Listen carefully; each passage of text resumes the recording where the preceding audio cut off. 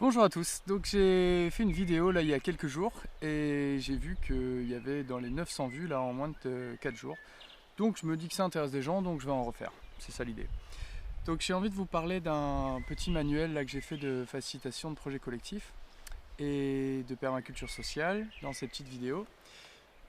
En fait pourquoi? Parce que on est à un moment un peu compliqué, on a un effondrement économique, social, politique. On va peut-être avoir des problèmes alimentaires et plus de nourriture dans les supermarchés peut-être bientôt. Et donc pour gérer ces problèmes, je pense que une des solutions, c'est de créer des équipes qui assurent l'autonomie locale, la gestion d'eau, le lien entre les gens et tout ce qu'il faut pour créer des communautés résilientes, régénératives. Et donc c'est pour ça que j'ai fait ce petit manuel. Donc je voulais vous parler de la permaculture sociale. Donc la permaculture sociale, c'est un art de conception éthique pour concevoir et créer des équipes. Et la permaculture sociale, ça peut être utile pour la gouvernance, pour la facilitation, pour voilà, créer des économies, tout ce qui est en fait ce qu'on appelle les structures invisibles. Et donc c'est ce qu'il y a derrière les actions qu'on peut mettre en place pour créer un jardin. Il faut prendre des décisions, qui décide de quoi, quand, comment, il y a un côté économique, il y a un côté social. Et donc c'est tous ces éléments en fait qu'on va explorer sur la permaculture sociale. Et donc c'est inspiré de la nature. On comprend les grands principes à l'œuvre dans la forêt et on s'en inspire pour créer des communautés ou des organisations, des assos, des réseaux qui soient interconnectés, qui aient plusieurs fonctions, qui soient bien définis en tant qu'éléments, qui soient efficaces énergétiquement. Et donc pourquoi on en est là? À mon avis, parce que je pense que le système capitaliste a regardé comment assurer une efficacité énergétique, une efficacité tout court, et ils ont juste pris les principes et ils ont fait tout le contraire en fin de compte. Parce que si on regarde pour qu'il y ait une résilience dans un système, que ce soit dans une société ou quoi, c'est important que les éléments soient interconnectés, qu'il y ait de l'interdépendance. Et le système capitaliste a agi pour diviser les gens, diviser les humains de la nature, diviser les gens, les personnes d'elles-mêmes, voilà, compartimenter, fragmenter, même dans les métiers par exemple, on n'apprend pas le principe et la vue d'ensemble, mais vraiment la technique. Et du coup, ça crée des personnes ça réduit en fait le savoir et l'analyse juste à la matérialisation d'une technique et de mettre quelque chose en œuvre. Et c'est ça qui empêche en fait la vision d'ensemble et l'apprentissage holistique, le partage, le faire ensemble, le raisonnement. Et c'est aussi tout ce qui a été réglementation et système pour que les gens soient plus responsables de leur communauté, mais qui donnent un pouvoir à un maire, à un gouvernement, à quoi, en se disant ah bah le gouvernement va gérer l'environnement, la nourriture, et en fait non. On regarde que ça marche pas comme ça et c'est carrément en train de s'effondrer. Donc la bonne nouvelle, c'est que quand ça s'effondre, il y a quelque chose de nouveau qui arrive. Et l'idée, c'est de passer d'un système qui soit de la division, de l'individualisme et du chacun pour soi et de la compétition, à un monde où c'est le partage, la connexion, le faire ensemble, les décisions collectives et tout ce qu'il faut pour une société résiliente, quoi.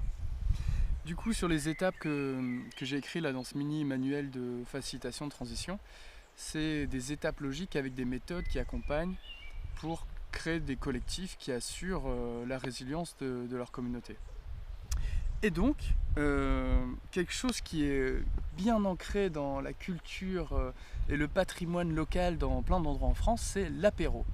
Et donc, j'ai mis en place il y a 4-5 ans, commencer les permapéros, où c'est très simple, on se rassemble, on discute de permaculture, de transition, de résilience, et tout ça joyeusement autour d'un verre. Donc ça permet de rassembler des gens, ça permet de... C'est les bonnes personnes qui sont là au bon moment et ce qui doit se passer, c'est ce qui se passe. Et donc ça a pu créer des initiatives locales de jardins, des chantiers, des discussions, des échanges d'infos, tout ça au niveau local. Donc, parce que la première étape, c'est de rassembler les gens. J'ai mis aussi dans les étapes le design de vie pour apprendre à se connaître avant d'aller s'investir dans un projet collectif, de connaître ses limites, de savoir qu'est-ce qu'on veut pas, son rêve, dans quel projet on n'a pas envie de s'investir par exemple. Et c'est pour ça que j'ai fait le manuel de design de vie que vous pouvez trouver sur le site internet de la Caravane de Permaculture. Une des premières étapes qui a aussi, dont il parle dans le manuel de transition de Rob Hopkins, les villes en transition, c'est le rassemblement des initiatives et des forces en œuvre, des gens qui veulent lancer la transition dans leur commune. Une méthode s'appelle le forum ouvert. Donc ça, c'est des ateliers où tout le monde peut proposer une discussion, un débat, une initiative, présenter une association ou quoi. Et il peut y avoir plein d'ateliers qui se passent en même temps, sur une journée ou deux par exemple. À Brest, on a utilisé ça pour lancer l'initiative de transition citoyenne. Et donc il y a plus de 30 projets, il y avait une centaine de personnes, il y avait plus de 30 projets qui ont été lancés comme ça. Et c'est très interactif, c'est organique, on peut aller d'un atelier à un autre comme on veut.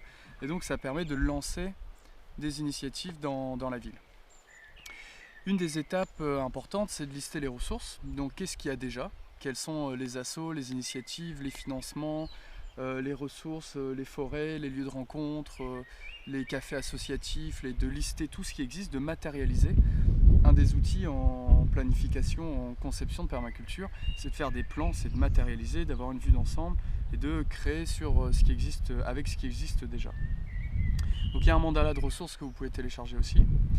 Quelque chose d'important quand on crée un collectif pour pas qu'il y ait de confusion, de se dire bon qu'est-ce qu'on fait, on va essayer de gérer le transport, l'économie, mais qui est-ce qu'on est? Donc c'est de définir une raison d'être et une vision aussi, de partir du rêve et de se dire la réalité c'est ce qu'on imagine maintenant. Donc si on visualise des communautés avec des jardins sur les toits, de la récupération d'eau, les toilettes sèches, des lieux de rencontre, tout ce qu'il faut, c'est ce qui va se passer. Et donc de créer une vision commune.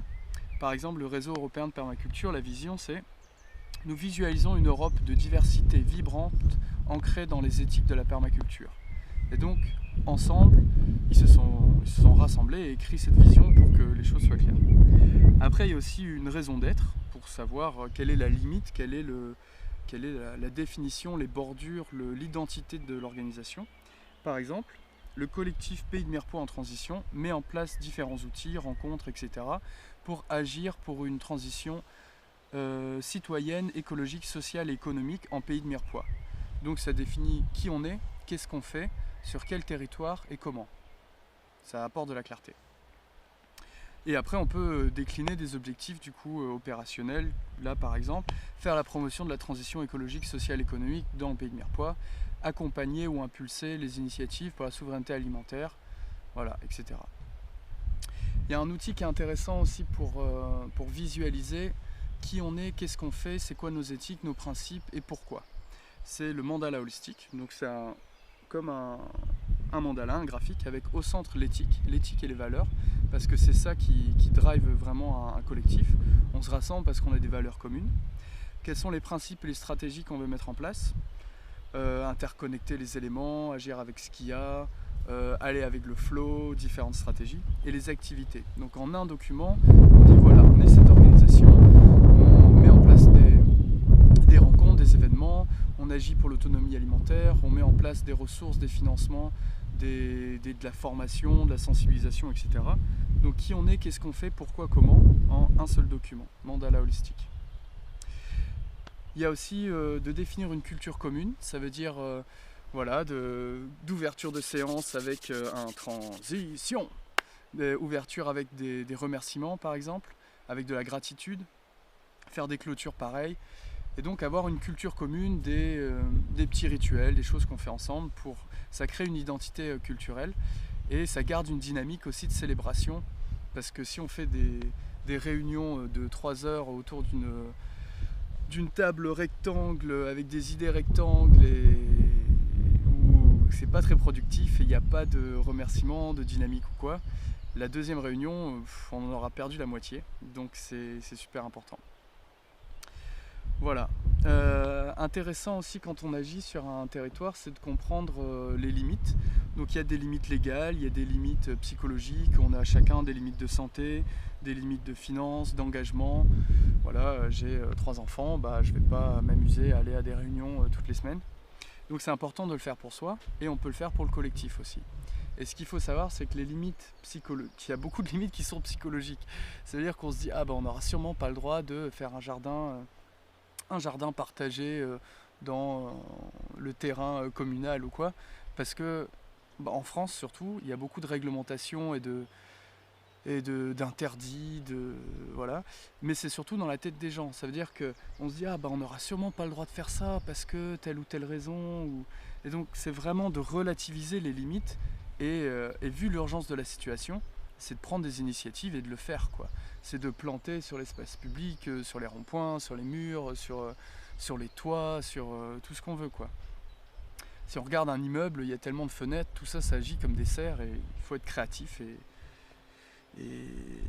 et avancer. Voilà. Dans la gestion de système, ce qui est important, c'est de comprendre les interconnexions, de comprendre les éléments, les besoins, les stratégies, les activités qu'on va mettre en œuvre pour la résilience d'un quartier, par exemple. Donc on va se dire de quoi on a besoin, de nourriture, d'eau propre, de dynamique de groupe, de tout ce qu'on veut. Et en fait, l'art de la conception, c'est de mettre des éléments, d'agencer des éléments sur un plan avec une vision d'ensemble qui vont créer des synergies et qui vont en fait se soutenir les uns les autres. Donc on va mettre, si on regarde une ville par exemple, on va regarder les besoins en nourriture, etc. Et on va aussi agir en zonage, ça veut dire que les besoins primaires doivent être assurés dans la proximité de la ville, du quartier. Donc d'avoir plusieurs biocopes, des lieux où on peut récupérer des légumes, faire des jardins, etc. Et au fur et à mesure qu'on va vers l'extérieur de la ville, on va faire des vergers qui ont besoin de moins d'entretien, de la gestion d'eau, des mares, des lacs pour la biodiversité, garder des zones 5 sauvages, et on va agir voilà, comme ça avec une vision d'ensemble. Donc cartographier et comprendre les besoins et compagnie. Après, il y a aussi les prises de décision et comment on va gérer ça, la gouvernance. Et là, il y a plein de MOOC, les colibris ont fait des MOOC, comment il s'appelle, l'université du Nou met en ligne plein de ressources de facilitation et compagnie.